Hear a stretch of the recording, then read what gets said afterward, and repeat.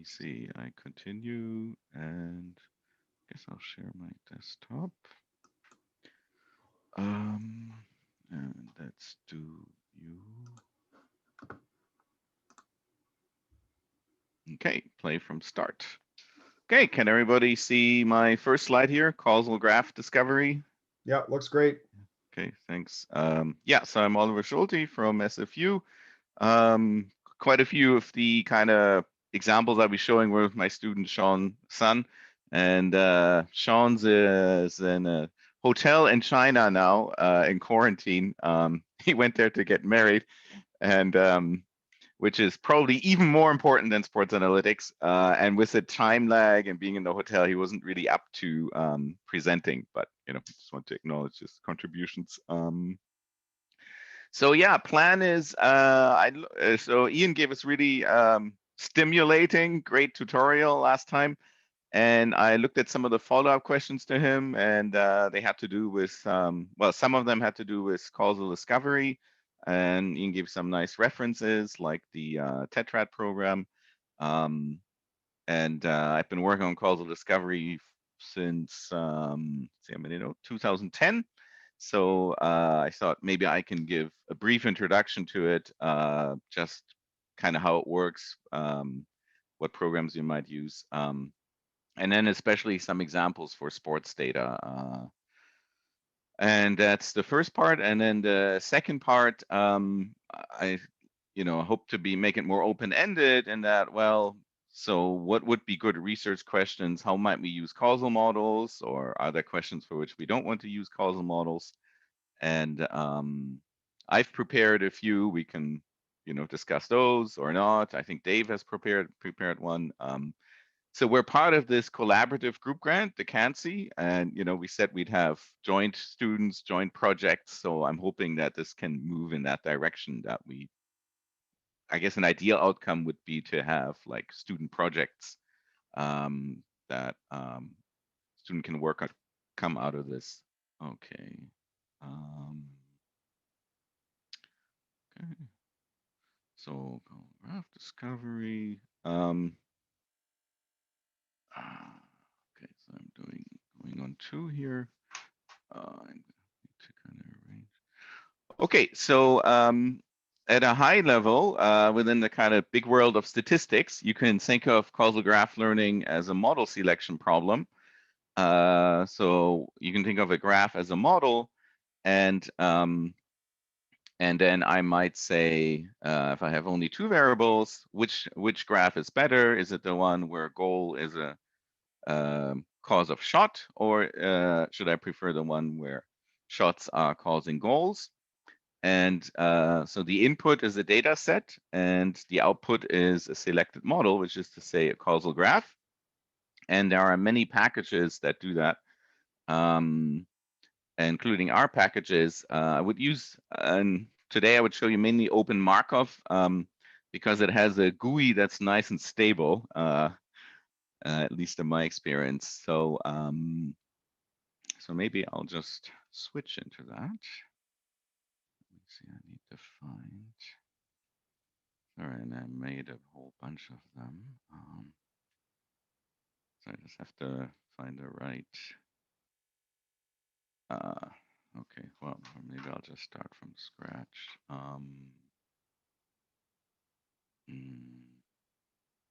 Sorry, I prepared a whole bunch of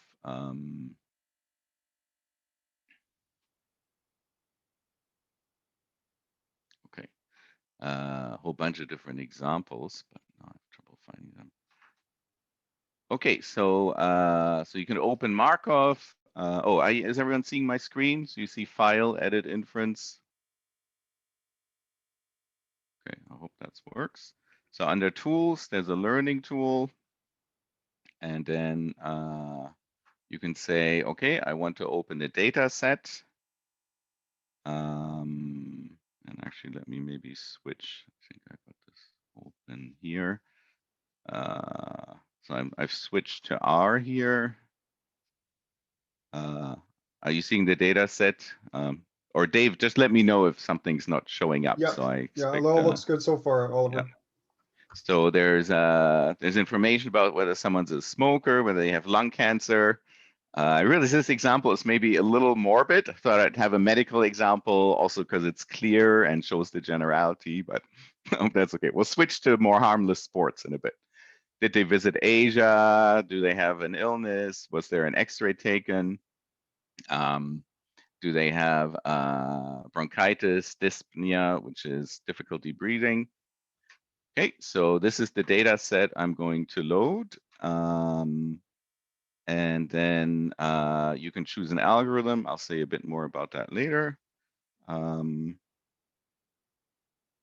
then you push the button and presto, da-da, you get a causal graph.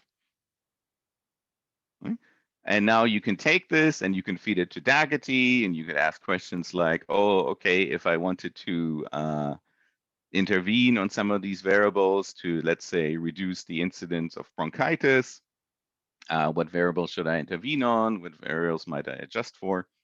Okay, so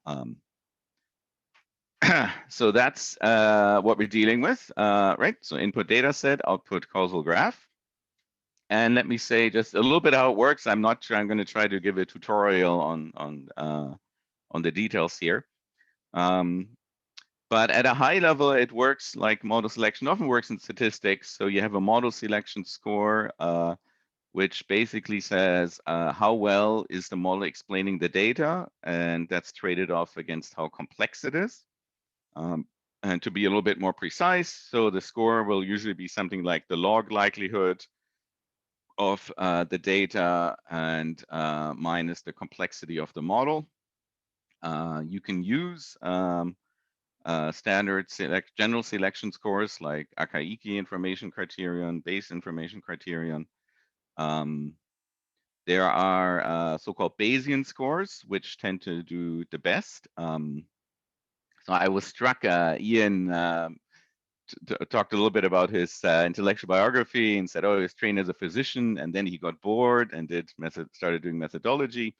Well, another such case is Heckerman. He was also trained as a physician, got bored and started doing methodology. And so one of his contributions is to come up with these Bayesian scores. And now he's a big director at Microsoft Research and a big wheel in machine learning. Okay, but you define a score, and the score is not really all that different from model selection scores you may have seen. And then to do model selection, you look for a graph that optimizes the score. And so that's a very interesting, challenging optimization problem. But I think for the purpose of this group, we can just say, well, there are packages that do it. I might mention there was actually a recent breakthrough, a new approach to doing this optimization. And that's something that Sean is sort of playing around with, in particular, like sort of taking this new approach where, and I can say a bit more about it, but applying it to sports data. Let's see. Okay. So one issue that Ian touched on is how to incorporate domain knowledge. So there's a few different approaches. I would distinguish three main ones. So one is elicitation only. So you ask a domain expert to draw the graph, and then the program can learn any quantitative parameters. And so that's a traditional approach. I was involved with one such project on sleep apnea, where we had data from the UBC sleep apnea clinic, and we sat down with one of the doctors there, and we said, okay, here are the 10 variables in our data set, and can you please draw us a graph? And he did. So one of the nice aspects of graphical models is that they're very intuitive. So if you ask even domain experts for quantitative things like, oh, what should be the weight of this variable, or what's the probability of, say, illness given symptom, or what would the probability be if we were to intervene, it's next to impossible to get numbers out of people. But you can get these arrows, and I will I'll show that in a minute. I could also show you this if you're interested in sleep apnea. I can show you the graph that he drew. Anyway, that's one. And then the other extreme is data-driven, which is basically what I showed you. You load in a data set, you push a button, and then the program gives you a graph. You can also combine the two. So what data scientists sometimes call mixed initiative or human in the loop, where you get partial specification, and most of these programs, they will take as input a partially specified graph and then use data to complete it. And you can show the expert the graph, and the expert says, well, this is wrong. Well, then you can mark that and tell the program, right, to be consistent with what the expert is telling you, and then you rerun it on the data. So I will show you a bit now how Open Markov supports that. Let me see. So let's try this again. Learning. Open. Oh no. So it's got this. Oh. Second. Oh yeah. Okay. Oh no, I did this wrong. Okay. So now we're going back to the beginning. So we haven't gotten any edges. And we can do choose different algorithms here, and I mentioned the different scores. Oh, here it is. So you can use AIC, as I mentioned. Bayesian, I think, is actually BIC. BD is one of the scores that Heckerman came up with, so let's use that one. Okay, and now let's see learn. So now what it does is it considers adding edges, okay, and it ranks every edge according to how much it would increase the score. So, hey, Oliver, this is Tim. Could I interrupt for a moment? Yeah, sure. You know, I just have some real basic questions, and I would, you know, I would really probably benefit from hearing your answer to these. First of all, in the causal diagram, are the nodes random variables, or are they instances particular to a data set? Well, random variables is the short answer. Okay, they're random variables.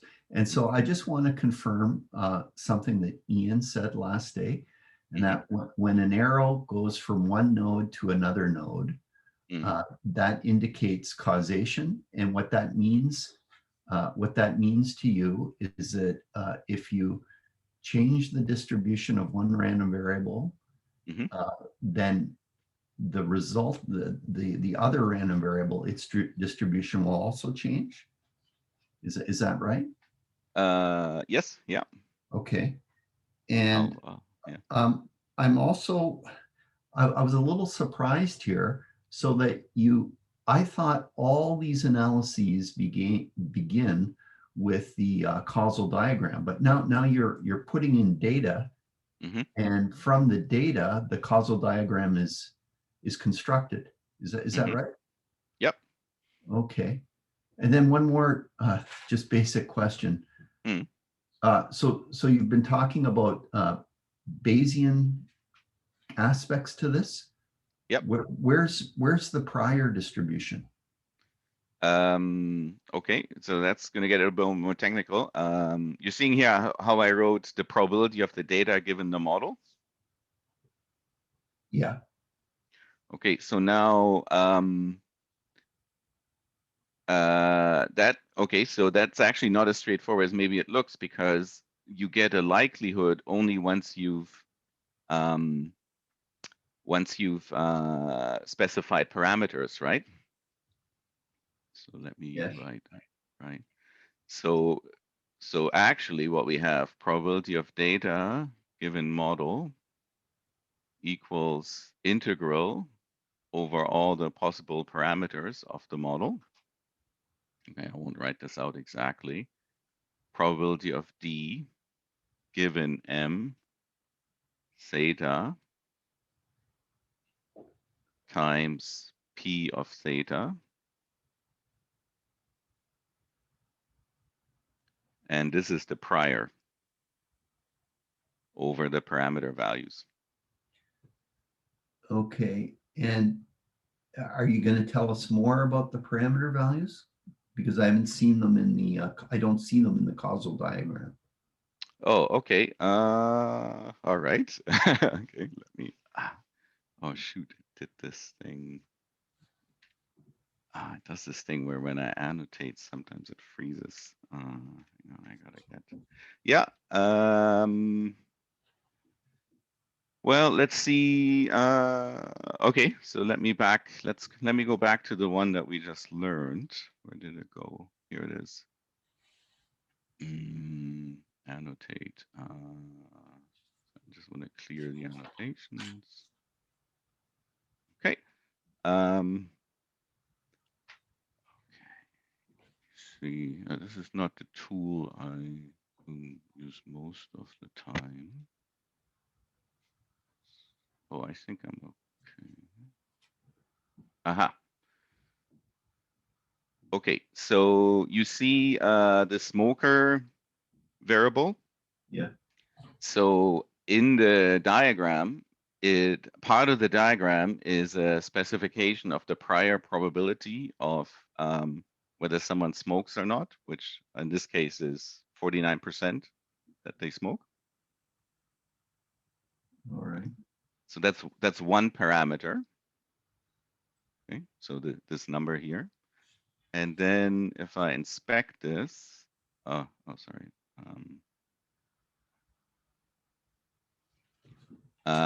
So now I need and then if the node has parents, I need conditional probabilities. So so let's say if I tell you that someone is not a smoker, then the probability that they have lung cancer is sorry, that they don't have lung cancer is 99%. Which way is it? Yeah, okay, this is if they're a smoker. 99%. If they're not a smoker, 99%, they don't have lung cancer. If they are a smoker, 89% probability they have lung cancer. So for every node, I need to specify the conditional probabilities of the node values given the parents. So you're kind of saying that smoker is a random variable y, which is Bernoulli, Bernoulli theta, and then you have priors on the theta. Okay. Right. But and these conditional probabilities, they're also well, in this case, they're actually also Bernoulli's, right? It's just Bernoulli's for the conditional distribution. Okay, thank you, Oliver. That helps. I won't bug you again. That's okay. But since we're in this, maybe then I can complete the story a little bit to tell you what Heckerman did. So what Heckerman shows is that if you put a Dirichlet prior on these numbers, or yeah, so conjugate prior, then he showed how to solve the integral in at least approximately in closed form, so that you can evaluate the probability of the data just given the model, integrating out these possible. So you're integrating over all these possible numbers that go in the table. Okay, so as a Bayesian, that probably makes sense, right? Sort of. Where was I? Yeah, so but when you penalize the number of parameters, you're actually penalizing arrows because every time you add an arrow, you increase the number of parameters. Okay, let's see some more comments in the chat. But then, okay, so if you're fine with that, you know, I spent a lot of time on the model selection parts. I'm happy to go into it, but where was I? Oh, I was doing the interactive learning. Okay. So, okay, let's go back into this. Asia, open that. No, we don't want to do that. Okay, so this is BD actually stands for Bayes Dirichlet, because you're using the Dirichlet prior over the possible parameters in the conditional probability tables. Okay, so what it's doing now is it's suggesting links, and it's ranking the links according to how much they would increase the model selection score. And you can actually see that as far as the model selection score goes, you would get equal improvement whether or not you say that dyspnea is a parent of bronchitis or bronchitis is a parent of dyspnea. Okay. So now here we can use domain knowledge, right? We know that bronchitis is the disease and dyspnea is the symptom. So we can choose this one. Okay, and then it puts a link this way. Wait, Dave, you said you're monitoring the chat, right? Oh, Ryan is asking limited to where the arrows. Yeah, whether arrows. Yeah. No, maybe Ryan, if you know all the arrows in which direction, you know the whole graph, right? Maybe you mean like at a given time what you can do. Yeah. So I mean, this the model is defined entirely by the existence of nodes and edges in the direction of the edges, and then all it's doing is permuting the set of edges within the nodes and then ranking those particular. Is that basically what we're doing here? Yep. Yeah. Yep. So this particular tool is even simpler because all it ever does, it adds nodes. So the sort of more industrial strength algorithm would also delete nodes, edges. Sorry, add edges. This only adds edges. You can also consider deleting edges, and you can also consider there's some permutation operations. You know, but I think that brings to mind like potential latent variables or anything. Are there packages that manage for that kind of concept? Yeah, so I'll talk about that later. I mean, yes, but that's really advanced topic, and I don't know that they work particularly well. So I think that's things get, in my opinion, maybe I don't know enough, but things get much fuzzier and more difficult once you allow that. Yeah. But I have some remarks prepared for that later. Okay, so I'm trying to show the model selection score and how you can do this interactively. So now it's saying, okay, there's two links that I suggest to you. One is from lung cancer to tuberculosis or lung cancer. So they have this funny random variable that's like the union of both, which is strange, maybe a bit of a strange modeling choice, but the data set comes with that. And in this case, we know, right, if you have lung cancer, that determines that you have tuberculosis or lung cancer. So I would say let's go with that. And you can apply the edit. And by the way, you can also do things like if you know that this edge is wrong, you can block the edit. So you can also tell it, I know that, that there should not be an edge here. And so most of these packages allow you to do that. Most of these packages allow you to say, okay, you must have this edge or you must not have that edge. Where are we now? Tuberculosis or cancer. Okay, if you have tuberculosis or cancer, you like to see an X-ray. Now it wants to go from tuberculosis to tuberculosis or cancer. So I say yes. Okay, now it says there should be a link between bronchitis and smoker, but I don't know which way it goes. And I will say a bit more about this later. There's some theory about this, but in general, it can tell where the links should be. Okay, again, assuming no latent confounders, but so it can tell where the link should be, but it often is quite limited in the direction of the arrow. Okay, and yeah, so I'll go into more detail, but I just want to highlight you seeing that here, right? As far as the model selection score goes, the causality could go either way. Now, again, we can use our domain knowledge and say, well, it's smoking that causes bronchitis, so we'll make the arrow go this way. Then if you have tuberculosis or cancer, you get breathing problems. That seems reasonable. The next thing it suggests is that smoking causes lung cancer, but it doesn't know. It's like Sir Fisher. It doesn't know whether smoking causes lung cancer or lung cancer causes smoking, according to its model selection score. Okay, so but we can again use domain knowledge and say it should go this way.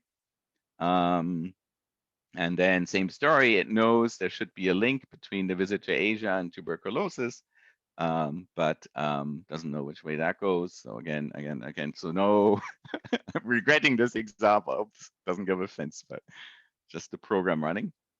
Okay, and now I've gone through everything. Now it basically all the edges it could add would actually hurt the model. So they would basically increase the complexity more than you would gain explanatory power. So now we can just finish. Okay, and now we have a different graph. And let me see, did I save the one that was learned from scratch? Okay, I'm not sure, but okay. I wish I could label my windows. Okay. But anyway, if we looked at it, it would be different from the one that we fixed. I mean that it learned automatically.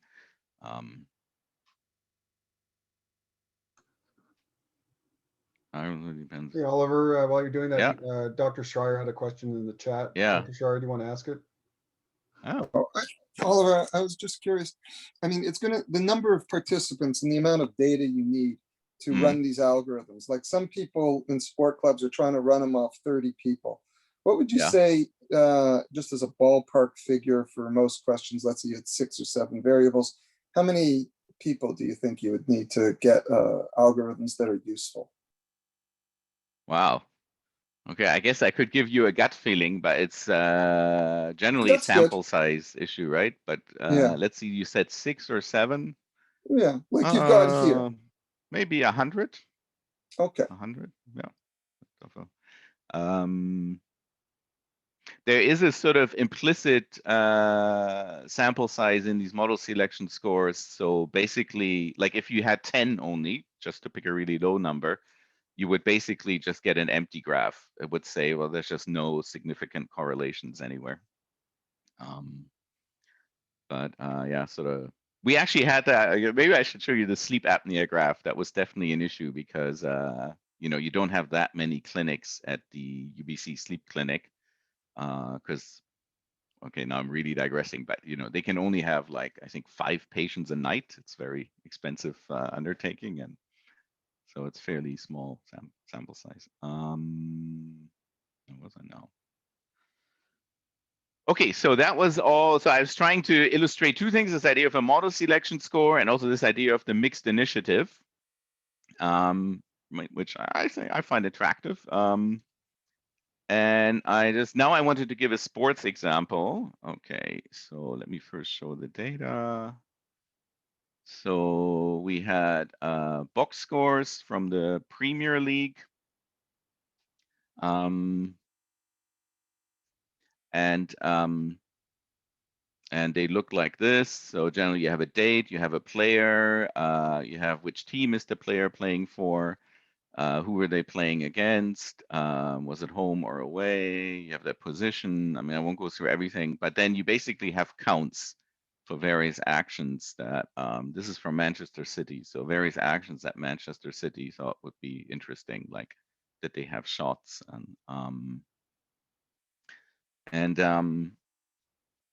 okay, and then again, you can put this into a package and you can get a model, which I have running. Let's see.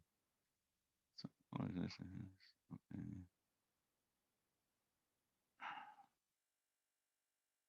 Oh, okay.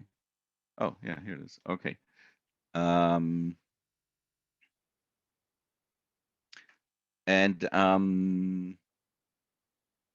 And that's pretty big. Okay, and then once you have a model like this, you can actually query conditional, or yeah, well, actually, I'll show that in a minute. But let's look at the parameters, since Tim asked about this. So, right, so the parameters are these conditional probabilities. So these can get filled in from data. Right? And this would be the parent is whether a player scores a goal in a match, predicts the whether or not they score the first goal, okay, which makes sense. What's another one? Tackle efficiency depends on the team formation, and then there are numbers. So all of these numbers are the parameters of the model. Let's see. Okay, and then because this is pretty big, I actually made a small, I pulled out a smaller submodel, but let's maybe discuss this a little bit. So you can see this can capture actually many kind of phenomena. So if you wanted to ask which factors contribute to scoring goals, so let's say, and everything got discretized. So I'll talk about that a bit more in a minute. But let's say zero basically means, well, 0 goals, 1 goal, 2 goals, and then, you know, two or more, we just put that as 3. So this would be the prior distribution. And you could ask questions like, okay, if I, let's say, increase my tackle efficiency to a high level, does that have an impact on my expected goals? And I think it didn't. Let me see, 82%. Yeah, so that doesn't have an impact. If I increase my pass efficiency, let's say to a high level, also no impact. What does have an impact? If I increase my shots on target, okay, so then that helps. If I have many shots on target, I'm much less likely to have a low goal playing model. And I can ask more complex queries. So I can ask, okay, if I take a player and I increase their shots on target, and maybe I think 1 is a goalie here. Now, how does their player type interact with how many shots on target they achieve? So that's fun, but now to get back to causality, and also this partly to Tim's question in the beginning, so I just pull out a small subgraph here, 3 variables. And so this one says that goals scored by a player in a match, okay, depend on how many shots on target that player manages in a match and the shot efficiency of a player in a match. Okay, which is almost pretty much a tautology. In fact, Ian McHale had a model like that. Yeah, Tim, yeah. So well, they definitely count variables. So what we've done, yeah, so in the box score, let me just go back to the data, right? These are all counts. And so the tools we're using, they only deal with discrete variables. Okay, that's not true for all tools. But so we discretized everything, and I will come back to that in a bit. Okay, sorry, where was I? I was here with my demo. Okay, so that's almost a tautology, right? And we can look at our parameter values. So these will now be more complex for different combinations of shots on target and shot efficiency. Which, right, we can get different conditional probabilities. Okay. So now what I want to focus on is, let's say, solve. Yeah, solve. Okay, let's monitor goals. Okay, so goal scoring. So now let's query. So let's say we're going to have a high number of shots on target. Okay, so that means, right, the goal distribution is more likely to shift to the whole high end. Very good. And so we say, excellent, we have identified a causal factor and we feel like we're doing well. But now let's say we look at the prior distribution of shots on target. So for a player in a match. So 90% of player match combinations, you will find it's a low number. It's okay because players don't manage many shots. And let's say I tell you now that the goal, that the number of goals scored by this player was high. Okay. So now the distribution shifts from, it becomes more likely that the player made a medium number of shots on target. So in some sense, that's completely right, but it's not causal, right? So we can, because if we somehow manage to intervene and award them more goals, then that doesn't mean that their shots on target would go up.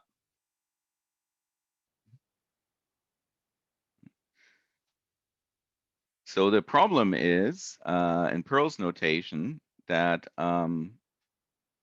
the probability of shots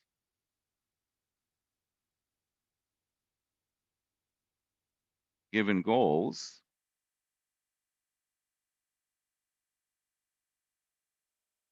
is not the same as the probability of shots if we intervene to set the goals to some value.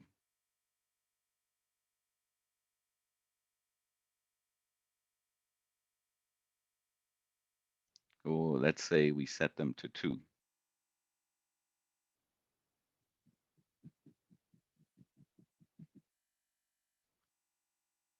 Okay. And let's see. Okay.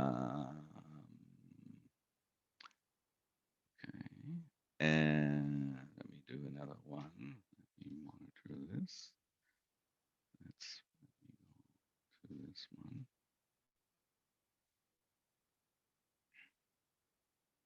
Monitor, make observation.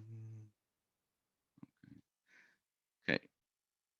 Now another issue here. Oh yeah, sorry. I want to monitor the goals.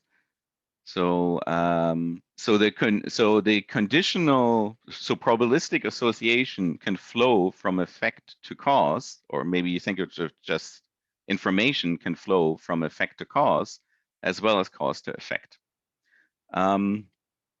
And Ian explained that last time, but let me sort of go through this model now.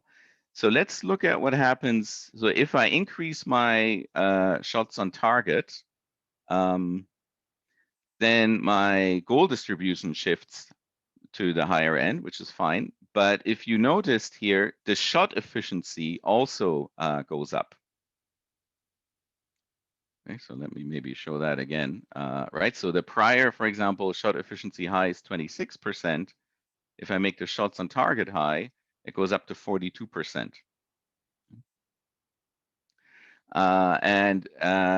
So even though getting a high number of shots on target does not cause you to be efficient. And what will happen is that you will overestimate the effect of increasing the number of shots on target, okay? Because what will happen is you increase the probability of getting a high shot efficiency in a non-causal way. And then because probabilistically you're more likely to have a high shot efficiency, that will also translate into a higher goal probability. Okay. So in the graphical language, there are 2 paths here, 2 open paths. One is the direct causal path, and then this is the backdoor path, where shots on target is correlating with another variable, which then is a cause of goals. And you will overestimate the effect of shots. Okay, so how do we fix that? Let's see if I can find it now. Yeah. So let me put this side by side. So this is Pearl's fundamental idea is the truncation. So what we do is when we want to estimate the probability of shots Oh, sorry, let me rewrite. Okay, so we want to estimate the probability of goals given due shots on target, given that you're intervening shots on target. Sorry, it's hard to write in this tool. Okay. Which is not the same as the conditional probability of goals given shots.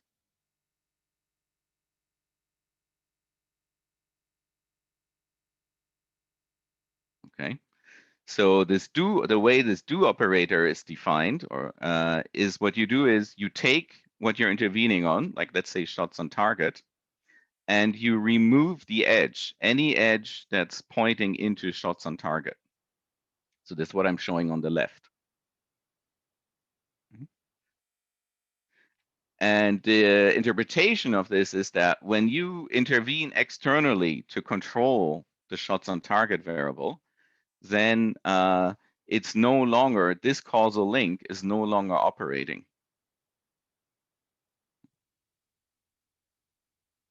Okay. So you get a new graph, a new causal graph. And then in this new causal graph, which is for estimating the effect of the intervention, now you can do compute the conditional probability. So just like usual. So let's do that. Oh no. Oh no. Oh no. Just when I came to the grand finale, my system has frozen. Why has it frozen? Oh, okay. Okay, it's that annotation thing.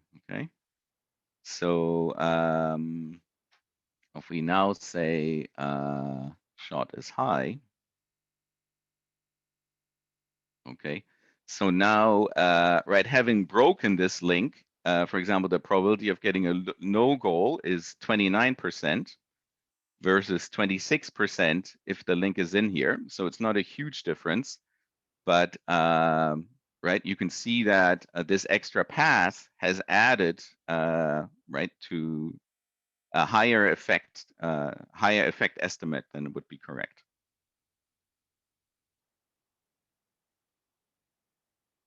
Okay. So this is how you can, how the causal graph represents the effect of interventions, right? Through this operation of truncating the graph and then computing the conditional probabilities in the truncated graph. Okay, I went into this in some detail because that's like the key idea. That's like the starting point of Pearl's book. So I wanted to finish, or maybe Steve has questions.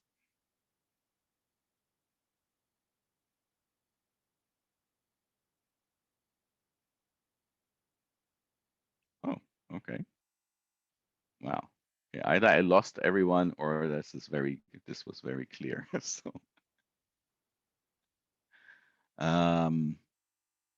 okay, so now I'm gonna like discuss causal discovery issues a bit more, faster at a higher level. So what about multiple models, right? So we saw examples where the arrows could go either way. So it's definitely the case. So this is related to a question that's in statistics called identifiability. So here you can define an equivalence relation. You can say two graphs are equivalent if for every data set the model selection score is the same. Okay, even on infinite data. And there's a basic identifiability result, which is that two equivalent graphs will share the same adjacencies. So causally, this means that we can distinguish direct from indirect causes. And they will share the colliders. Okay, so that means we can distinguish common effects. So let's see. Okay, yeah, maybe I'll go back to the. Do I still have my Asia example up?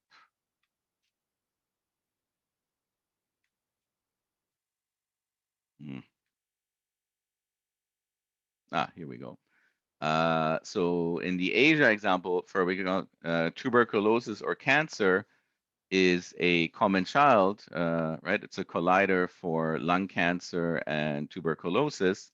So, so all equivalent graphs, all graphs that are equivalent to this one, they will always put tuberculosis or cancer as a child of tuberculosis and as a child of lung cancer. So they would all agree on that in the sample size limit. So the tetrad people came up with a fairly nice visual representation of the equivalence classes. They call them patterns. And basically what it is you introduce undirected edges, and then whenever you cannot tell which way the arrow goes, they just put an undirected edge. Right? So this is a way of kind of compactly telling the user that, oh, okay, right, this, we cannot tell the direction. And you can also have approaches where you output perhaps multiple graphs. Okay, what's that? So that's actually good news though, because if you remember Ian's tutorial, right, the basic problem to avoid is collider stratification bias, where you condition on common effects. And that's exactly what we can tell, at least in the sample size limit. Okay. So that's good. Now, let me get back to an issue that Tim raised, which is if you actually have continuous variables, okay, like count data, right, like here. So the graph I was showing you, what we did is we discretized everything, but really you wouldn't want to do that, right? You would want to actually handle these directly. So in the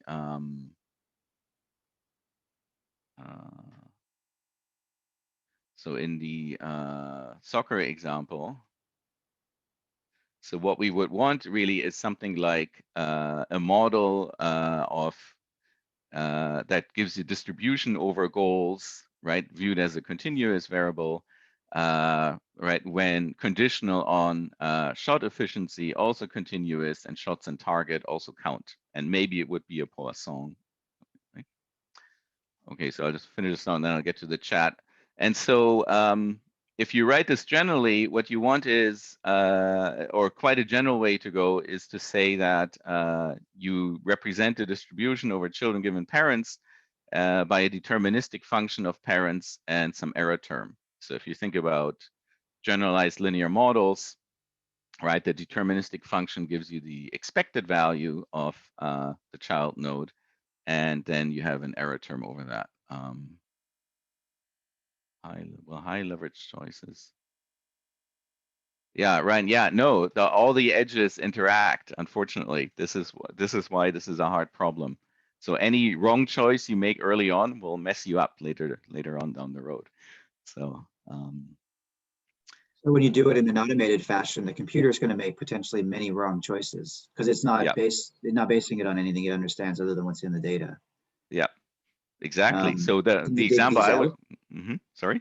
Can you dig them out after the fact if you realize that it said that cancer caused smoking or whatever the case might have been? Yeah, so I mean a couple of approaches, right? So I guess the simplest is, you know, I run it once and then I say, oh, look, it got this one wrong, and either use my domain knowledge or the experts, and then you can add as input to the system. You can say, oh, this arrow should really go the other way, and then you can rerun it.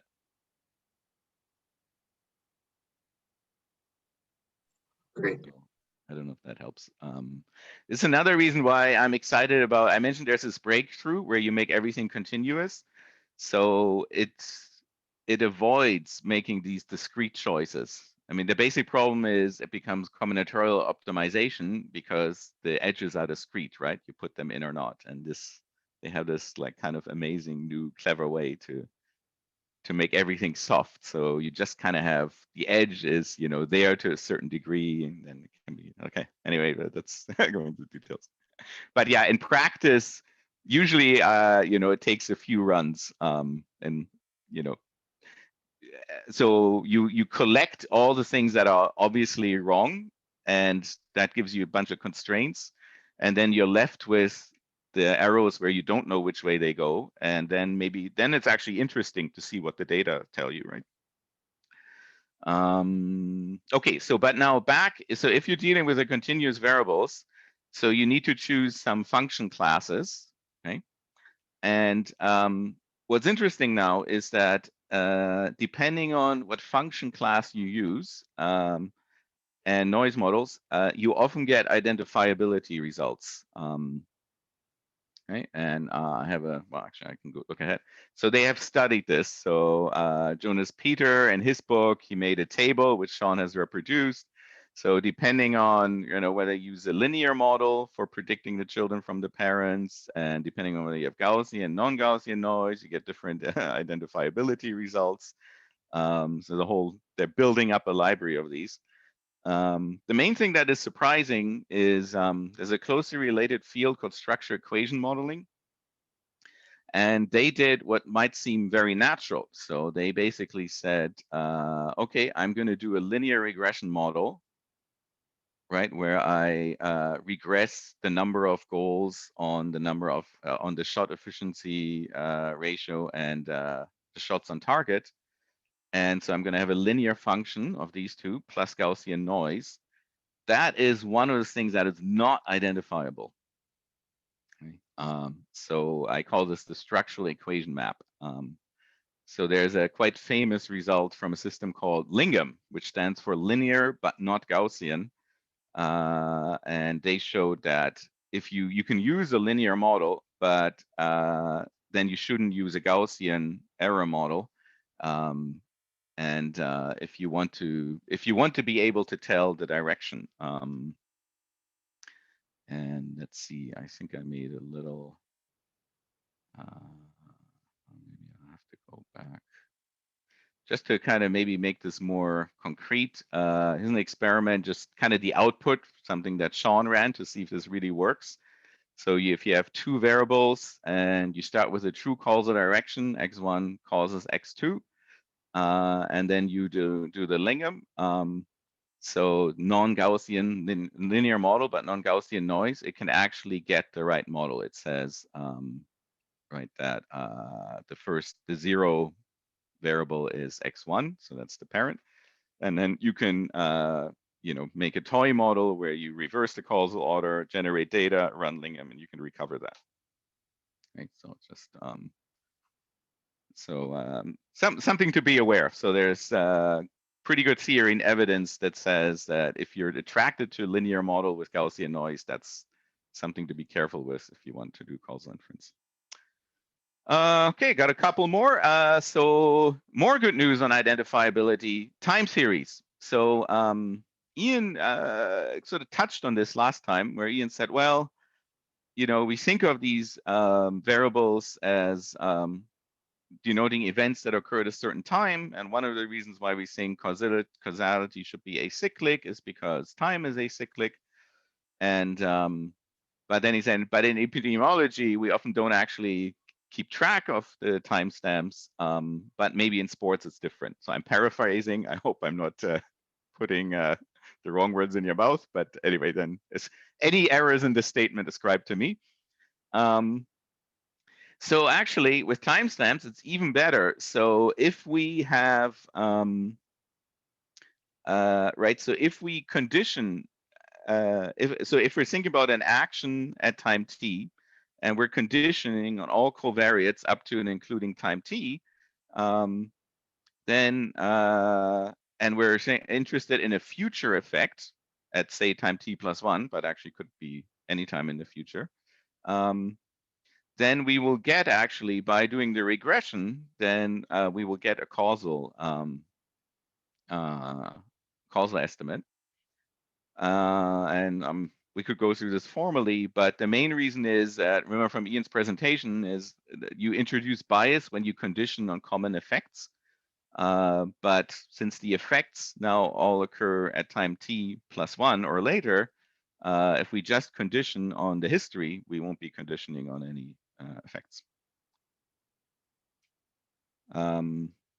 maybe another way to put this in the context of time series is that you need to avoid information leakage. I also want to mention this because actually it happens to me and my students quite frequently that we commit this crime. So information leakage, people, I guess it's probably a machine learning term. People use that to refer when you use information in your to make predictions where maybe the information is in your data set, but you don't really have it at prediction time. So here in terms of temporal series is you're basically using information from the future. One area where this happens to us is if you look at, let's say, play-by-play data, and you see something like, oh, there's a shot. Let me maybe show some play-by-play data, something like this, right? And there'd be a shot, and often, not here, but often the shot is like annotated with properties. And so an annotator might say, oh, you know what, that shot was on target, or that shot was blocked. Okay, so there'd be a column about it being blocked, yes or no. And if you don't think about that very much, right, if you just run a package, you say, okay, I want to predict, given the properties of the shot, like let's say the velocity in the x direction at this time, so every row is a time instance here, I want to know whether it was followed by a goal, right? So given all properties here, I want to predict whether there's a 1 in the next row. And then you say, oh, and whether this shot was blocked or not is a property at time t, my current time. So I'm going to use that. And then lo and behold, I get amazing classification accuracy. I get like 80% accurate predictions.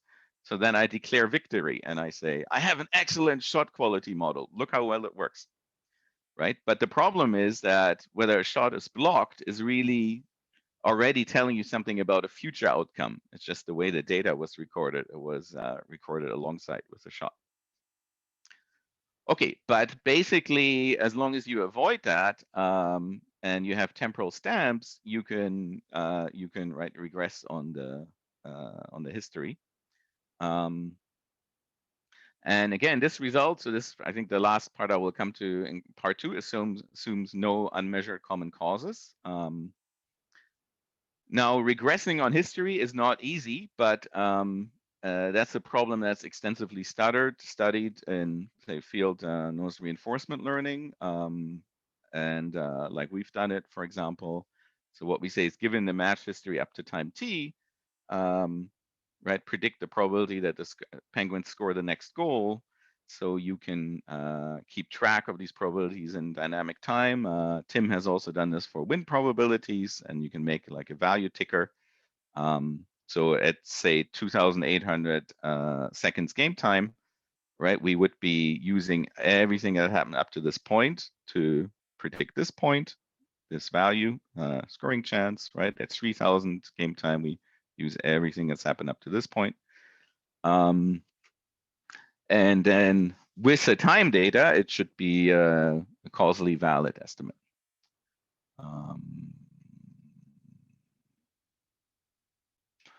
Okay, so what Sean has been doing is trying some of these methods, like in the table I mentioned, and applying them to the play-by-play data.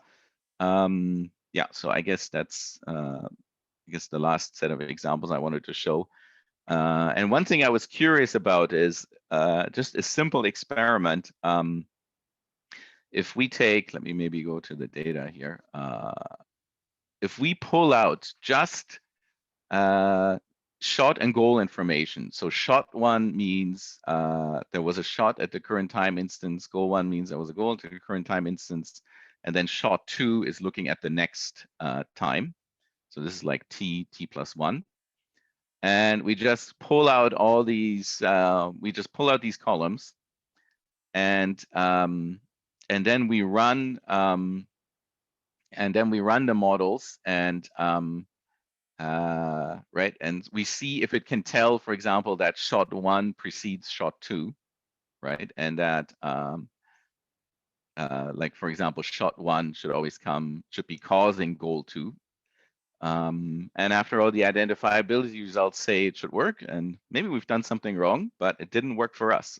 So if you run ICA Lingam, it says something like, okay, a goal at time 2 predicts that there was a shot at time 1, right? Which is correct probabilistically in terms of correlation or association, but not correct causally. This one at least is correct. So shot at time 1 makes it less likely to get shot at time 2. Again, even direct Lingam. Okay, so we're going to the details, but there's all these different ones. This is the non-Gaussian noise model. This is the latest. I mentioned this breakthrough model. This seems to actually do better. So no tiers actually does get the temporal direction, at least in the sense that shots at time 1 cause shots at time 2. I don't know. So that's just a toy example, but I wanted to get a sense in a simple example. If you add temporal constraints, so this is so now we could say, well, but we know from domain knowledge, right, that this is wrong. We know that the goal at time 2 cannot cause a shot at time 1. Now we can go, this is what I was saying to Ryan, we can tell the system, never put an arrow that goes from 2 to 1. Okay, and now if we rerun these Lingam methods, then they get more reasonable models, right? So it says, okay, if you have a shot at the previous time, that increases the chance of getting a goal the next time and actually makes it less likely that you see another shot because the rebounds are less likely. So that's a simple example of what I was talking about earlier. And then this is kind of our latest and greatest, but still work in progress. So if we now run on the whole play-by-play data, right, and we actually, this is a method, kind of an extension of these new continuous methods that Sean has developed. And it's not, so let's see, where's the goal? So shot at time t-1 gives you a goal. X coordinate, right? So if you have the rink, let me draw it, right? So then this is X, this is Y. So your X distance is relevant, your velocity is relevant to whether you score a goal, directly relevant. But time remaining, that's that. Okay. Let's see, maybe I can get a,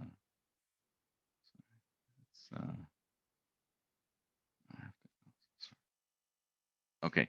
So time remaining is not supposed to be relevant to whether a shot is taken. So I don't quite believe that. So I could say, for example, if I'm convinced that the shooting rate depends on time remaining, I could draw an arrow here from time remaining to shot 1.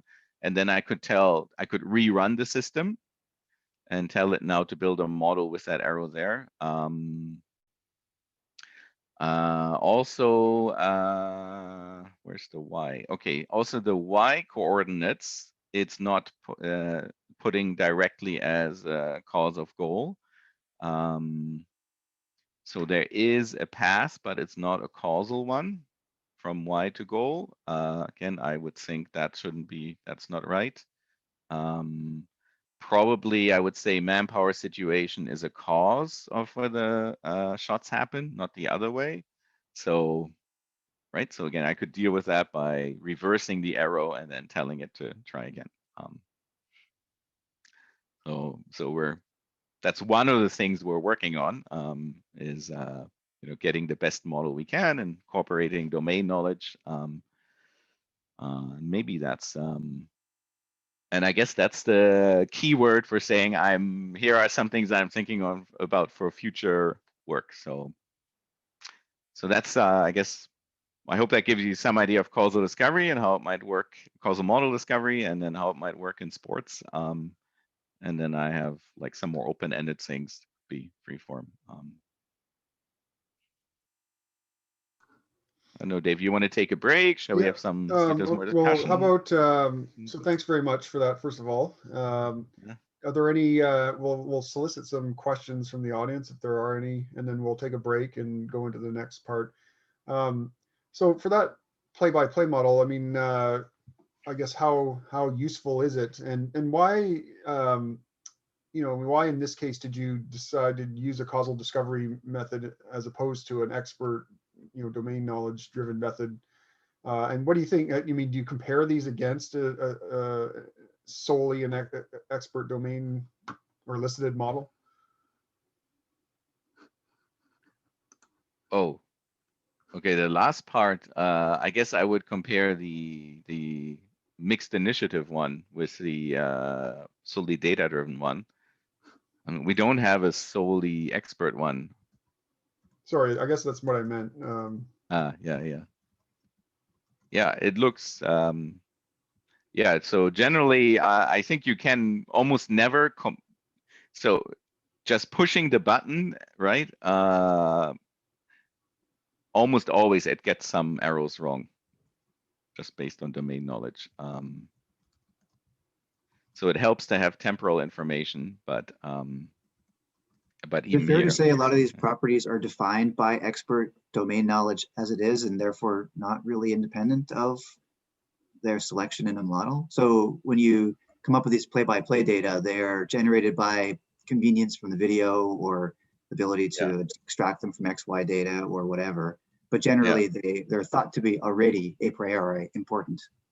Yeah. Right. So you mean you can assume that they're even causally relevant to, say, something like goal scoring, because these otherwise, aren't entirely independent from, like, they're part of the game play and seen as important aspects to consider anyways. Yeah, that's right. That's a good point. Yeah, that's why I was saying, I would expect more things to be at least ancestors of goal, this model. But yeah, I think it's a good question, exactly. I've been thinking about it, right? So what do you do with the model? I think, you can run interesting queries, right? You can look at, what if I were to,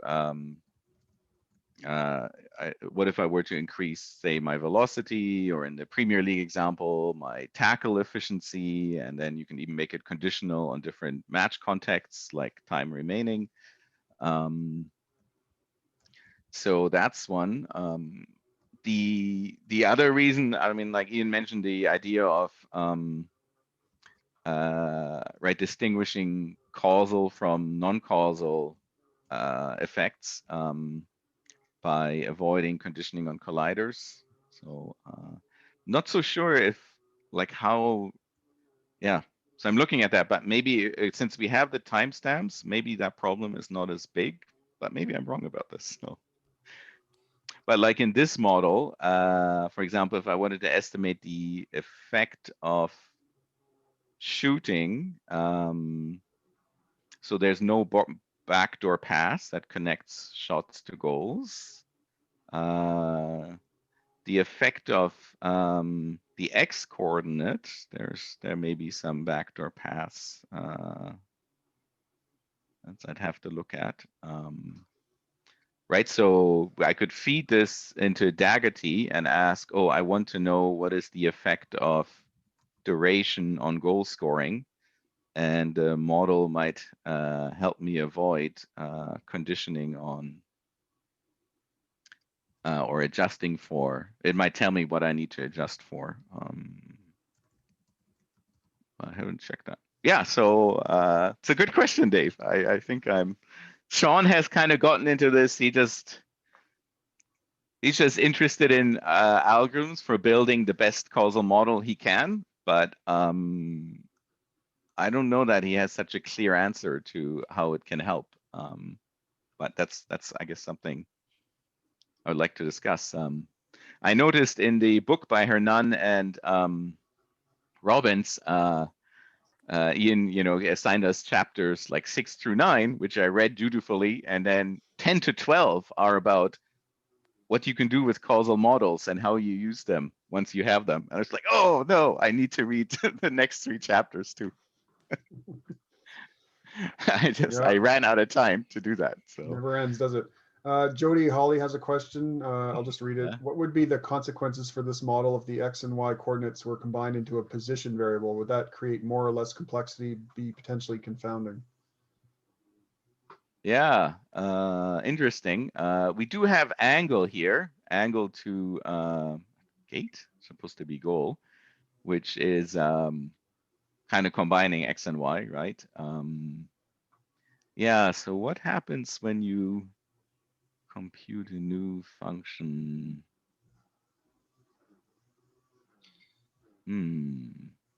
So if you compute, let's say, a new variable as a function of two existing ones, and Can does I? that tend to introduce more bias? Yeah, Ian, maybe you know Oh, the yeah. answer to that. Yeah. Well, Mhm. one is I'm not a statistician, so I don't work with these numbers the way you guys do. But I can address that a little bit. First of all, that creates, if you know the value of X and Y, and you create a value called XY, which is deterministic based on the two, you are not adding any new information. And so to use all three variables doesn't help because you're not adding anything, and you can use any two variables and you'll get the same answer mathematically, but the numbers won't be the same, but the information is the same. You're just, the meaning of those estimates is different. So if I tell you that X is 2, and A is 2 and B is 3, and I tell you that AB is 5, you can put in 2 and 3, 2 and 5, 3 and 5, and it's all the same thing mathematically because the other one is deterministically determined. So that gets in a little bit more, and really what I wanted to say is I'm a huge fan of causal discovery. Of course, I've only taken I took one full day workshop at CMU where I was really introduced to it. But the purposes are very different for me, and sometimes they get used a little. They get. Hold on a second. Sorry, I got a call while we were talking. So the purposes are different. In the causal discovery, we're really trying to determine which models of the variables we measured are consistent with the data. In causal inference, we're interested in assessing what the causal effect of a variable is on an outcome. And by definition, when you're doing that, you have to say there may be unmeasured confounders. In the causal discovery, they can't put in any unmeasured confounders because in terms of writing those relationships, because you have no data on it. And so you have to be careful in the causal discovery that to recognize that there might be latent variables that are causes of both. And I think some programs can do that, where they have ancestral graphs and they can say this is consistent with, as Oliver showed, you have A causing B or B causing A, we're not sure, but it's also possible that sometimes there's an unmeasured confounder that causes both. And so that's a third possibility. And to the extent that when you're doing the causal discovery, you just have to keep that in mind. Otherwise, all of those estimates that you're getting when you change something, those are all based on the causal graph that you're looking at. And so I'm a huge fan of it because I have a hypothetical causal map in my head. And then I think that when I do that and I do my analysis, I think I should be absolutely using causal discovery to look and see if my theoretical causal DAG is consistent with the data I obtained.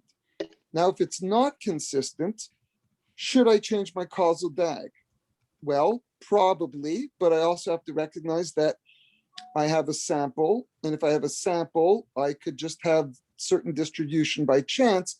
And yet my causal graph is correct, even though the data is not consistent with it. And this becomes the real art of the causal discovery. And as Oliver was showing, if I use this algorithm, I get this. If I do that, if I assume linearity, if I don't assume Gaussian distribution versus some other distribution, all of those things become very important. So these are useful tools, but nothing's a panacea. And for me, people want these tools to help them not think, and I think these tools force us to think harder. But that's just my perspective. Excellent. I think on that note, let's take a break, and we'll go into the next part of the session. So let's take a 5-minute break. So by my clock, it's 11:18. So let's start again at 11:23. And thanks very much, Oliver, and thanks everyone for the comments and questions. All right, take it away. Okay, so now get more to the questions of like, well, what is it good for? Well, it depends on what it is that we're trying to achieve. And I'm, curious about everyone's views. I put down a few things, maybe at a high level. So here are like 3 things I've been thinking about. What if we have unmeasured common causes? And I actually ran up against this. So I thought I could tell a little case study from my own practice. How about counterfactual estimates? That's a big topic in causal reasoning. Pearl says it's the highest form of causal reasoning and comes up in sports. So I want to discuss that a bit. The third question, maybe I'll skip in the interest of time. I saw a recent paper which said, well, if you're trying to learn from experts, for example, athletes, that's not what they were doing, but just to make it sports relevant. And you can see, oh, there's this correlation. Every time the athlete does something, then some other variable is true. Maybe every time they do something, the score differential is at a certain value. So now, if you confuse the causes of the athlete's actions with their effects, you build the wrong model of the athlete or expert, and you can actually draw wrong conclusions about how effective their actions are. Like you're trying to learn from the expert. By observing the expert, you're trying to learn what works and what doesn't. Anyway, so I could go into that more, but I thought it was interesting, this idea that we usually talk about the causal problem of estimating the effect of the treatment on some outcome, like scoring, but there's another causal problem, which is like modeling what is actually driving the coaches, the players. And we can talk about this. Okay, but the unmeasured common causes. So as we discussed a few times, most of the methods and the results I've shown assume what they call causal sufficiency. I think that's mainly the CMU group has that term, but anyway, no unobserved common causes. And if we allow latent common causes, then it's harder to get conclusions. And I want to give an example. I said I ran into, so distance to goal, so the x coordinate in the model I gave, actually is a common cause of goals, right? The closer you are, the more likely you are to score, but also of shots, because players don't generally take shots if they're far away. And so when we actually first started estimating these scoring chances, conditional on the history, we didn't have the distance information, so we didn't include it. And the result was that we gave way too high an estimate for the causal impact of a shot. Let me maybe illustrate that, and I'll come back to this diagram. So what we did is, so in this box plot, for example, for a penalty, we have a distribution over possible game states. We had many, many possible game states, almost 1 million. And for each of those, then we were estimating what's the impact of taking a penalty in that game state on the chance of scoring the next goal. Right? Maybe details don't matter that much, but you get an estimate of the action value here. And it's interesting, right? I was quite pleased, makes sense. Like offensive zone face-offs are pretty important. And takeaways actually can really have high impact, especially high variance. But shots come out the most, and that makes sense because, right, to get a goal, you have to get a shot. So with my student, Kurt, I said, you know what? I wonder if we could give advice. Could we scan through the data and say, okay, where is it that teams did not take the highest value action, right? So let's look at what is the highest value action. And we looked at this, and basically the answer is the highest value action was always taking a shot, okay? Regardless of where the puck was, right? Even in your own zone, the system was saying, in your defensive zone, you should take a shot. So why does that happen? Well, it happens because it's a common cause. So in graphical terms, there is a causal path from shot to goal, but there is a backdoor path, right, where from shot to distance to goal. Or I guess in epidemiology, they might say shot is a marker of distance, but not a cause. And in our data, we didn't have, so we couldn't adjust for distance because we didn't have distance, which is, I think, the problem Ian was mentioning. So now in recent NHL data, you do get distance location. So I pulled up here, where are we? Bruins versus Islanders. You get box scores, like I was showing earlier with the Premier League. And then if you look at the play-by-play, right, they say, oh, there's a face-off that happened in the center. There's a hit, it happened here. So now you can see that you get the distance.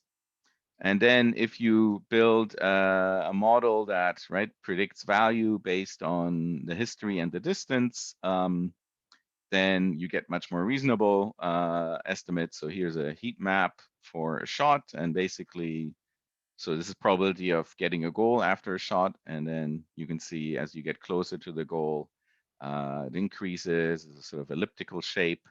But then when you're at your own goal close to here, so play moves from left to right, then you go into this cold blue zone. So almost no chance. But in the situation where we didn't have the distance location, we had maybe the zone. I guess we could have included the zone, but without it, that happens. So what can we do? Yeah, so Ian mentioned this idea of saying, well, maybe you build an ancestral graph where you indicate, and that's fine. I mean, the basic problem with that is that the conclusions become very weak. So if you see a correlation and you ask, is it possible that that correlation is due to some unmeasured common cause that you didn't observe? The answer is almost always yes. So if you run those packages, you will see that.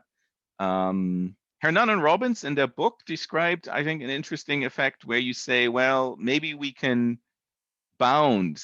Yes, we say, well, there may have been an unmeasured cause, but it wouldn't really change our conclusions by that much. Pearl, you know, he always takes this domain expert approach. So, well, not always, but I think that's the one he really likes. So he said, well, you could ask them to draw a causal diagram with possible latent causes. So you could imagine experts saying, oh, well, okay, there's some unobserved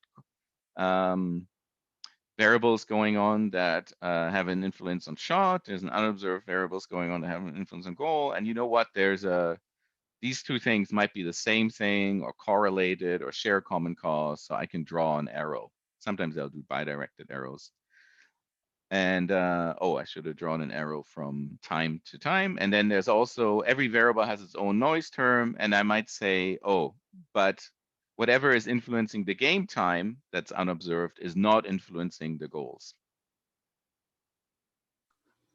Oliver, there's a question in the chat from Ryan. Yeah, just trying to parse it. Will it, if you game plan for the causal? Yeah, so basically you've constructed an approach that you might take that says, under certain circumstances, these kinds of shots will lead to goals. From a defensive perspective, you change your defensive approach. The future games will now be an entirely different context, and therefore challenging to apply those same strategies to. Is there a way to detect this or to account for it, or is it just something that? Or there be a future? Okay, why will there be a future different context? So okay, so to make a concrete example, say if basketball 3-pointers and layups are seen as more highly valuable, if you construct a defense to attack those things explicitly and exclusively, suddenly other shots become a little more valuable in the data because they'll just be more, they'll be easier to take and the value will go up. So that will change the nature of any graph you might generate from that set of data. Okay. And then in the future, people will make decisions again, like it's all about this, the observations that you make being contingent on the context in addition to the underlying truth of basketball or hockey or whatever.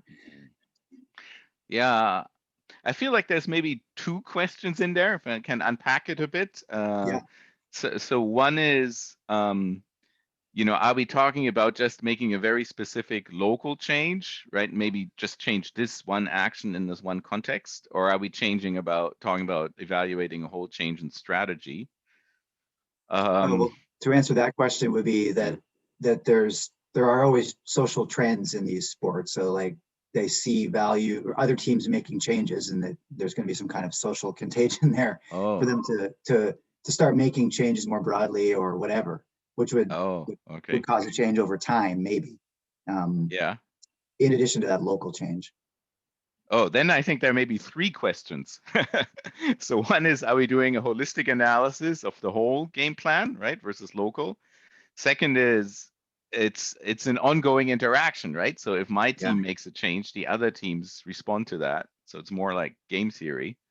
Yeah, and then the third one is, if I do something completely new, I may be taking the game into a whole new like territory where it hasn't been played, and then can I actually evaluate that? Right, that's the counterfactual part. Yeah, so I think if you try to model like the changes over time in responses to a strategy, then yeah, that's probably true. It's just that's really complicated. So. But I'd love to think about that more. So that could already be a project. So I don't know, actually, I don't have. Oh, okay, yeah, and like, for example, one thing I'm wondering about is, just going back to this, is can you do sensitivity analysis if you have like non-parametric models? But anyway, this is the one that keeps me up at night. I'm like, oh, what about unmeasured common causes? And then I can maybe mention counterfactual, and that's also fairly relevant. So counterfactual predictions, so we could talk about things that just have never been done, and then could we actually still use data to evaluate it? So, right, so I just said, oh, our system was recommending taking it from the defensive zone, and you say that's absurd. But how do we know that that's absurd, right? Because no player has actually tried it. Right? Well, we know it from domain knowledge, but not from data, right? And if you have a full causal DAG, can answer the counterfactual questions. So like I mentioned, you can do this truncation. But you know, the question is whether you can have confidence in the DAG in unusual areas. Well, it did kind of work here, right? So we were kind of generalizing. So even though we've never seen shots from the own goal, this was a neural network model, it was kind of able to generalize and say, oh, you wouldn't do well. Tim has done, I think, really interesting study that you can think of being counterfactual, which is, when should teams pull the goalie? Right, and so if you imagine pulling the goalie, let's say 10 minutes before the end of the game, that's never been done, right? So you're in this counterfactual situation. And okay, and Tim's model is very sophisticated and interesting. So if I can brutally simplify it, there's basically a simulation idea that, okay, we change the strategy and now let's simulate what would happen afterwards. And so I think simulation may be another way that's not so much DAG based, or maybe it could be integrated with DAGs. I don't know, but it feels like a different methodology to answer these questions about effects. And that might work also better if you have more complex strategies, like Ryan was saying. Maybe you change the whole game plan, maybe you adopt a new play, and maybe in a simulation you could include how players adapt, how teams adapt. So another thing that's newish technique that we haven't talked about for counterfactual questions is synthetic control. So that comes, so it's trying to evaluate the effect of policy evaluations. So I gave you an example here, like let's say, you know, what would it do to raise the minimum wage in Alabama? And the high level idea is to say, well, okay, I haven't actually seen minimum wage go up in Alabama, but I have seen it go up in other states. And I can kind of average out the consequences in other states, weighted by how similar they are to Alabama. So I noticed in Hernan and Robbins, there's something that I think is maybe at least in the spirit, IP weighting. It's a pretty big deal. Actually, I wanted to also show there's this nice book, Causal Inference, the Mixtape, which is kind of oriented towards economics and social science, but it also is, you know, a very nice, clear introductory overview. And they talk about synthetic control. So Abadi is a well-known statistician at Yale University. He's kind of the big name. And there's an R-Stata package. And you can see Athy and Enbin said it was arguably the most important innovation in policy evaluation literature in the last 15 years. And there was one example that I've seen, there may be more, where they try to address a counterfactual question in cricket. So in cricket, sometimes they have to end the game early, and because of weather, you know, it goes on for like 2 days. And then a referee has to decide who would have won the game if it had continued. And they did this synthetic control. And I don't know, maybe we could try that in sports. Maybe that would help with unobserved common confounders. Maybe not. I don't know. I'm curious about it. Simulation could generate, Ryan likes, so you seem to like simulation. Okay, and then this one I wanted to skip. So, and I can come back to it if you want. Yeah, so I guess that's basically it. So I think we have many causal questions in sports. I gave a few. You can use causal discovery methods to learn causal models. Probably to really make sure you get a reasonable model, you need to combine it with domain knowledge. As Ian said, even if you're interacting with a package, right, you still have to think about every edge and whether it makes sense. But you can also try to let the data suggest at least parts of the model to you. Yeah, and if there are no latent confounders, you have strong theoretical guarantees. But you know, I don't know what happens when you allow that. And I'd be, yeah, like I said, I'd be really curious to know, like, how can we build sports models that allow for latent confounders? And, so I don't know. Let's see. Right on. Okay, so thanks, Oliver. Yeah.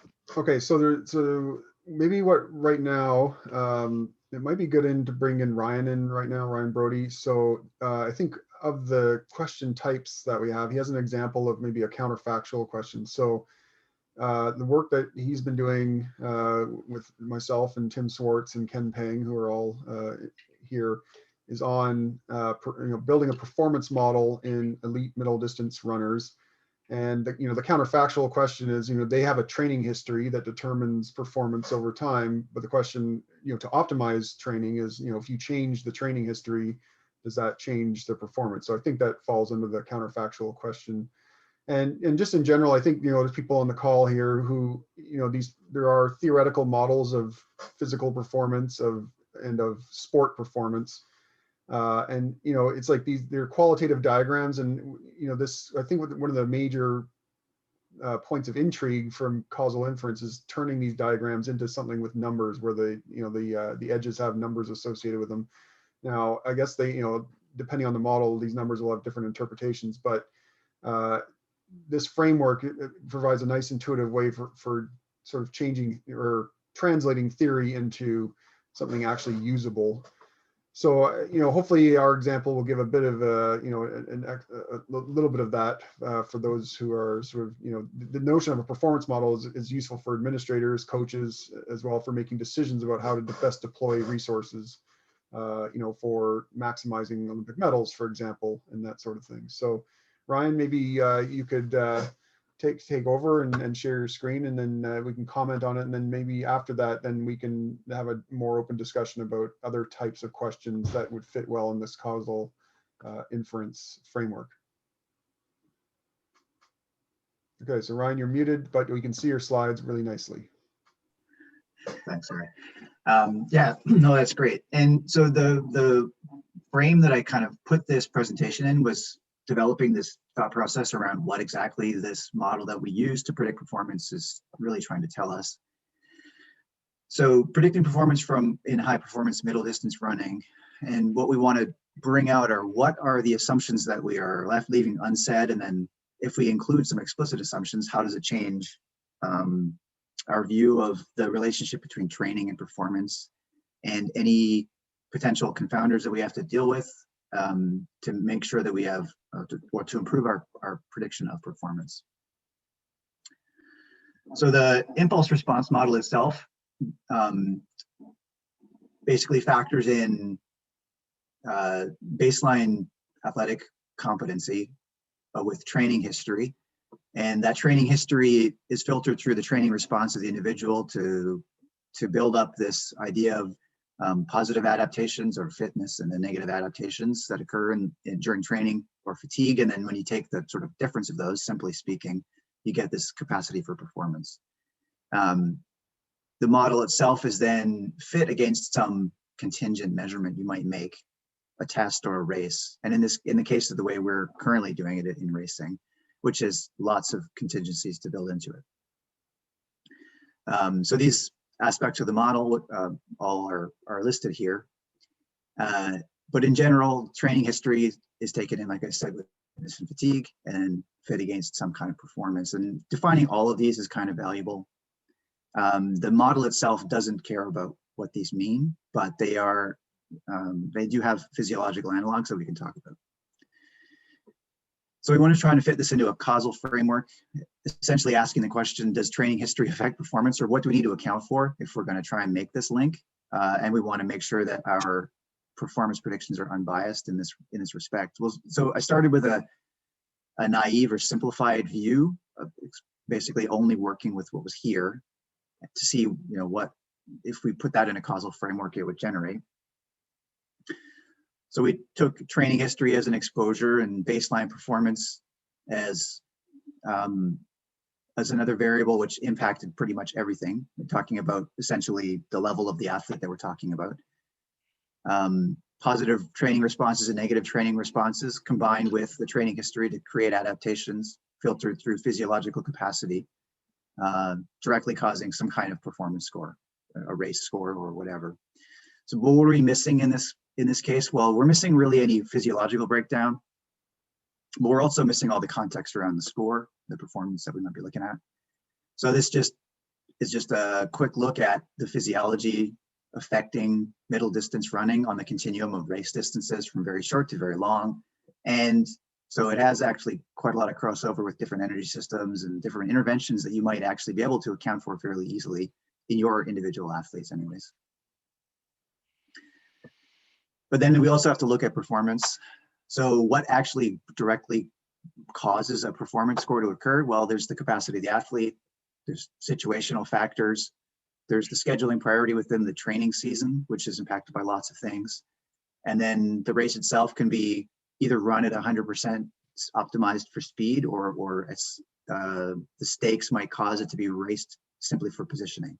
Say if you're trying to win an Olympic gold, time is not the #1 priority. You can also normalize performance to expectations based on athlete performance in the group of athletes that are currently performing, and say you finish somewhere along the distribution of performances one might expect from an athlete of your style, of your type, or in your event. And then beyond that are other kinds of ways of filtering our view of performance when you account for other contingencies that you might not be directly measuring, like what the funding level of your particular sport is, or whatever the case might be. Anyways, just to say that there's a whole spectrum of ways to interpret the word performance. Hey Ryan, there's a question in the chat from Oliver. Why does scheduling priority measure performance, or have an effect on performance? Scheduling priority, well, in a concrete example, you might have A goals or B goals in your season. The A goal might be the Olympics, the Z goal might be some local race, but you use it as a training exercise, and you might not blow your brains out for the local training exercise, but it's still a race, and it still has an outcome associated with it, and it still has a value. Okay. Yeah, that makes sense. So I'm gonna get rid of this bar. So this was a DAG that I generated from elements of the IR model, taking in training history, then constructs that were either explicitly stated or implied by the existence of the IR model. So these idea of positive and negative adaptations, we were kind of granting to exist as constructs, but they're not directly measurable. And actually, in essence, they don't really exist. They would be elements of your physiological systems, which then create some physical state, which you apply in a race, which is mediated by whether or not you're actually trying your hardest, which is mediated by whether or not other factors are in existence. And the outcome being some performance score. And if you want to normalize it against your event, you can do that, and it creates a score as opposed to taking the race time itself. So what did we actually learn from,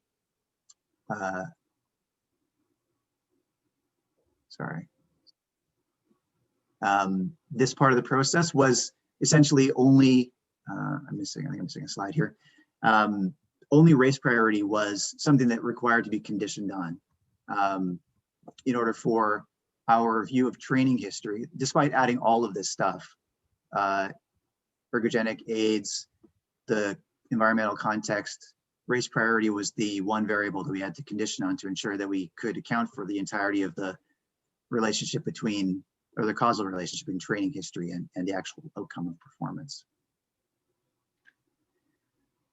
What I wanted to do subsequent to this was to actually look at what would occur if we only understood the individuals. We actually didn't have even training history. So we just want to look at performance, the link between what we get from an individual as they walk into a race and then their score based on all these other interventions. And this sort of simplified the model a little bit. This moves it slightly away from the IR aspects of it, the impulse response model aspects of it, but it does bring it more into the idea of when you have an individual, what determines their actual performance among the factors you can actually, more or less measure.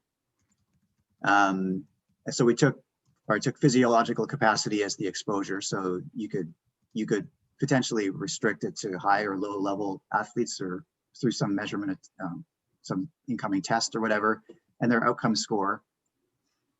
And if we took all these factors, these contingencies which impact why a racer might run a certain way under what circumstances to produce a time, found that altitude, humidex, and actually the training specificity of their training program, which is, in this case, essentially means what event they're really training for versus the event that the race is applied to. So if they are a 1,500 meter runner and the race is a 5,000, their physiological capacity is probably great for a 1,500, but it's not appropriate for a 5,000. So this doesn't just go up and down linearly. It's more like an optimum curve. But what this whole process sort of taught was that, based on these assumptions that we layer in, or we make sure are stated as opposed to unstated, we can change essentially the factors that we need to take into account in order to account for these relationships. And this thought process was, in my view, extremely valuable for drawing these links between all these different factors, which get discussed a lot in the sports science realm, but also in back rooms and things like that of planning meetings and whatnot. Mm-hmm. So that's sort of that.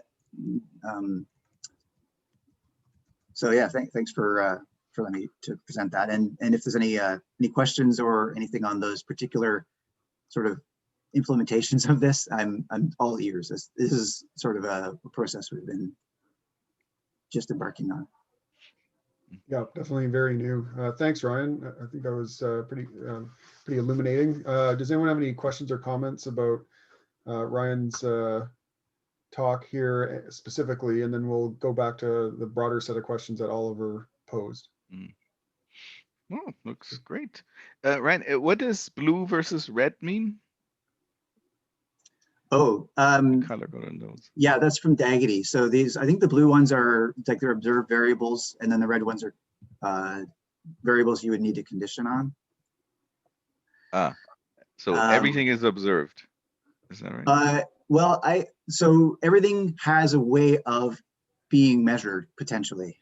Mm-hmm. So I did go through that. So a lot of them are clearly obvious. Mm-hmm. The one that I wasn't as sure about was pace for time, and the way I operationalized that would be basically did they run with a pacing strategy that was geared explicitly to, it was optimized for the fastest possible speed they could run. And there is research to support, optimal pacing strategies for just that. So ideally, you could theoretically come up with some kind of function of how close they were to that optimal, and you could observe it in a way.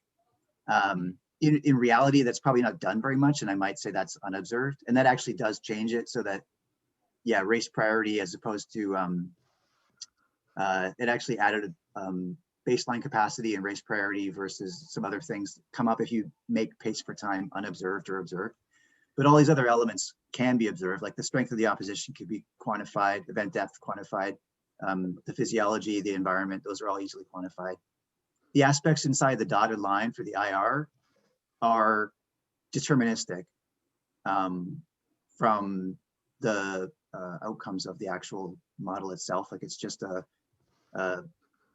mathematical function. So that's one of the complexities of this, is trying to interweave these deterministic aspects with random variables in this framework, and that's something we're still trying to work on. And I had just the colors. The legend is on Daggedy, but the red means they're common causes of exposure and outcome. So in this, that's what they're supposed to be. In this model, I'm trying to actually see all of them, but you can see in baseline capacity as a cause of training history. It's also a cause of physiological capacity, which causes race time, which causes score, which is the outcome. So you can, so it kind of follows around that way if you're a cause of the exposure and outcome. For stage and competition level and race priority, they cause pace for time, race time, score, and they also all have directed arrows towards training history, either directly or indirectly. Thank you. Ryan, what's the positive and negative response variables?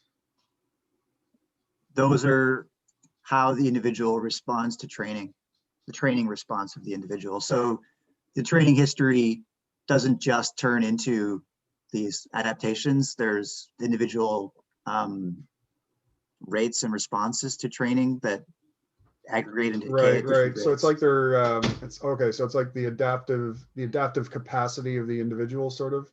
Yeah. So it, I don't know if I still have it. Yeah. So they basically, I use them as ways to instantiate the parameters of the IR model, this positive impact and decay rate. It's the filter through which these training history turns into adaptations from a philosophical perspective, essentially. Okay, yeah, that's interesting. Can I just add one more thing, because there's deterministic arrows on here. In the standard DAG rules, in Daggedy and everything, you can't have deterministic deterministic arrows, because the rules are based on it not being deterministic. If there are arrows that are, so in this case, you can just remove those deterministic nodes, and it's not part, it doesn't matter for your particular question in this case, so it's okay. But if those deterministic nodes are important, then you have to go to more advanced methods to actually figure out what the adjustment set, I can't remember the word Oliver used, but the adjustment, the sufficient adjustment set that you would need to minimize the unmeasured to get an unbiased effect. So these are slight nuances. In causal inference, we call that a violation of the positivity assumption. So each one of those arrows means that the probability of the child based on the parent is between 0 and 1. It cannot be 0 or 1. Yeah, okay, so and that's a good point.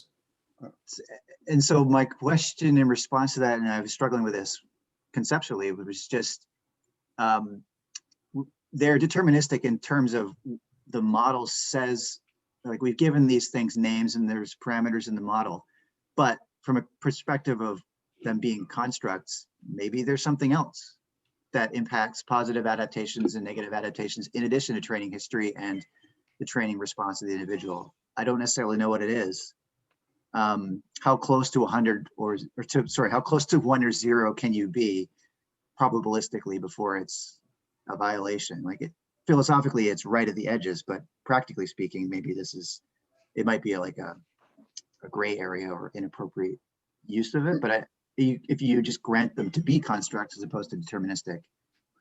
So that's okay. The constructs are okay. And Jamie Robbins, one of his great things, I mean, is his emphasis that you must always be able to tell the story. So if you can't come up with a story where there is some other cause, then you really shouldn't be talking about that. You shouldn't be making that assumption that there's something there. In your particular case, it doesn't matter because those deterministic nodes don't affect. You're never asking what happens if I change one of those. But if you went to a mediation question, then it becomes important. How much of this is mediated through the negative adaptation? And if you wanted to answer that question, just to let you know that the traditional rules don't work, but there are other rules. So it's not that you have to give up on the question. It's just you have to know how to answer it given what you've drawn. That's all. And in some aspect, what are called now separable effects depend on the deterministic nodes. So some of the rules, you can't have them, and some depend on it.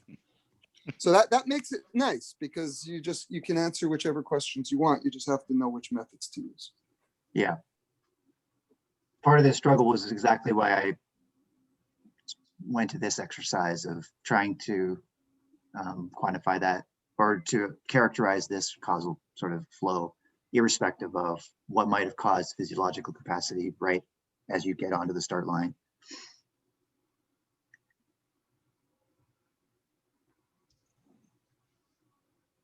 Cool.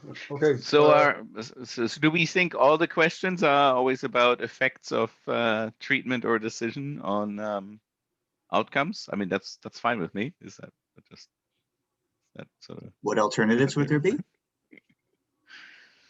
Well, I mentioned, I guess the one might be causal model of the agent. Maybe you could think of treatment like more complex. I thought you were making this point, like if you change your whole strategy or you make a plan, like a sequence of actions. For example, in American football, right? You choose a whole like sort of a route to go on. So well, and actually that's really interesting that you bring that up because I mean the practice of tactics in racing is not well described. Like the fact that it exists is constantly brought up and described, like and it's just like the different races are analyzed and stuff, but it hasn't been generalized where you could make a model the way that you say had with the hockey, where you have so many games and so many events within it. Those events are well characterized and easy to see or even automated from the data. Like tactics in racing, there could theoretically be enough actions you could take that you could then aggregate over time and start to come up with causal models within just that section of the thought process. So if I can add to that, first, not all questions are causal. I don't know if that was your question. Like some very important questions are just predictive, like who's going to win the gold medal is a predictive question, not a causal question. But one of the things that's important when you get into more details is in the counterfactuals, is the causal inference also generally requires what we call no interference. So mathematically, it's that the potential outcomes of one person do not affect the potential outcomes of another person. And when you talk about if I change something, that's going to change the behavior of somebody else, even though we didn't intervene on them, and we're not thinking about that in terms of causal, then that creates challenges in interpreting what the estimates you get mean. So the big example is vaccination. We're all in COVID now. We're talking about herd immunity. So we talked about how important is it to get vaccinated? Well, the point is, if we hit 80% of the population being vaccinated, Now, the people who were never vaccinated, their probability of the outcome drops dramatically, even though they were never vaccinated. And that is called interference, because their potential outcomes are changing because of something that occurred to me, even though I don't directly affect them. And so what that forces us to do, at least the papers that I've read, is it's not about changing the causal inference, but it's about really focusing what the question is that you are asking. And so that type of example I just gave, we can now change the question or rephrase the question. I am interested in the effect on the population if I vaccinate a certain percentage. That's a different question than what is the change in probability of getting COVID if I get vaccinated. And so all of a sudden now the questions that you're answering with each analysis become different. And that might be a little bit of what you're talking about in hockey. The other part that you were talking about, I think, is just multiple interventions. When we talk about intervention, all interventions are complex. They have many components. So I can intervene. What happens if the offense does this and the defense does this? Now what would happen? And as long as we phrase that question, we understand it, we can try and get a handle on estimating it. So I always come back to it's the questions that are important, and that drives the analysis. And a lot of people they have a general question and they pick a analytical strategy without really thinking it through completely. So that's what's happens a lot in health. I don't know about sport analytics. So. Well, the stakes are lower in sport analytics, so I can imagine all the mistakes get made at a higher degree. It's a bit of a relief. Yeah. Well, yeah, I agree, I totally agree. I'm just sort of collecting the questions and curious. Like maybe there are questions that people bring to the group from their practice, right? So,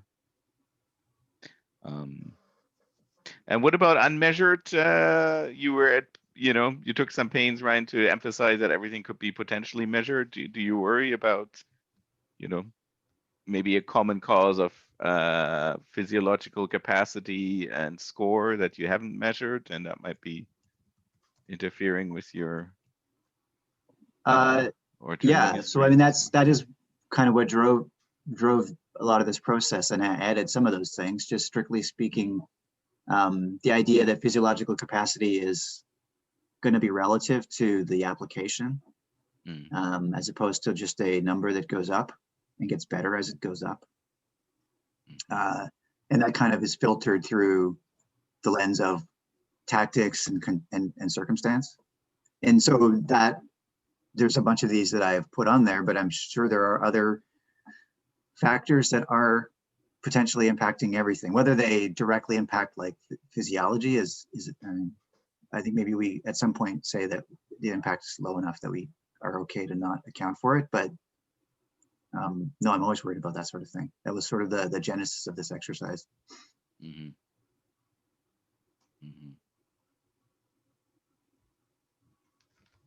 So, how do you see simulation, like this population level vaccine? One could try to address that maybe through a simulation if you have like a propagation model. Do you see simulation as something different from DAGs or complementary somehow? Or yeah, so there's agent-based modeling, which means things to different people. Whenever, and I don't know enough about it, except every example I see is it's just simulation based on a theoretical causal DAG. So when you're simulating, the causal DAG is just the data generating process that you believe occurs. When you have the simulation, you are creating a data generating process. So the results are dependent on that data generating process. Now, to say that that's different than causal DAGs or causal inference, to me, doesn't make sense, because you've created the DAG. And so if you change any one of those estimates, it's off. The goal of causal inference is to help get numbers to help you create the simulations. Now, the key, when we have a standard DAG, we don't need simulate. Like if you don't have time-dependent confounding in these standard ones, then you don't need simulations because you essentially have a closed form solution. As soon as like if you have in your time series, if the exposure causes the outcome, which causes the exposure, which causes the outcome, now you can't do that with regression because you're going to end up with colliders. And the only way to do that is through simulations. And that's what G estimation and that's what these things do, is they partially use simulations to calculate certain things. And at least that's my understanding, because I don't know how to run them. I think those would be in chapters 30 to 33 when you get to that part of the book. So that's part. So I think simulations, I was actually having a discussion with somebody yesterday. I think personally simulations are very important as long as you understand what they're useful for, and that you've put in a whole bunch of assumptions every time you simulate data. And that's fair as long as you're willing to accept the assumptions. In sport injury, we have the problem, especially like we wrote a paper on the ACWR, and I saw in the thing Luke Bourne wrote one with training history. And so you can think that training, if you overtrain or you train too much, you cause injury, and injury is going to affect your training. And then the training that you've done subsequently will affect your injury again. And so you have this problem that you have to adjust for training history, which is a confounder, but it's also caused by the exposure. So if you adjust for it, you're adjusting away part of your effect. Same way that you would never adjust for something lying along the causal pathway. So that's where you use G methods. And part of that requires simulating data and simulating the confounders and determining what would be the effect if you're creating a regression model, simulating, putting that number in and saying, okay, I'm going to use this number, and then you move forward. And you do it through inverse probability weighting instead of regression. Not quite the same as synthetic controls, what you said, that's a slightly different thing, but yeah. In terms of the probability, I didn't answer that question. How close to 1? The problem is that when you're very close to 1, you just get very high variances. So that becomes important. But I don't know the details of that. You got to be a statistician or you have to be smarter than me to be able to answer that question more appropriately. Okay, yeah, no, that makes sense. So we could have a temporal DAG, kind of like what they're showing, and then that could be the basis for a simulation. So, right, the DAG tells you how to generate the next state, and then you can do maybe that's what Tim was basically doing, is Monte Carlo simulations to estimate. Okay, and then the G estimates. Okay, yeah, that's a good point. Okay, oh, thank you. Yeah. All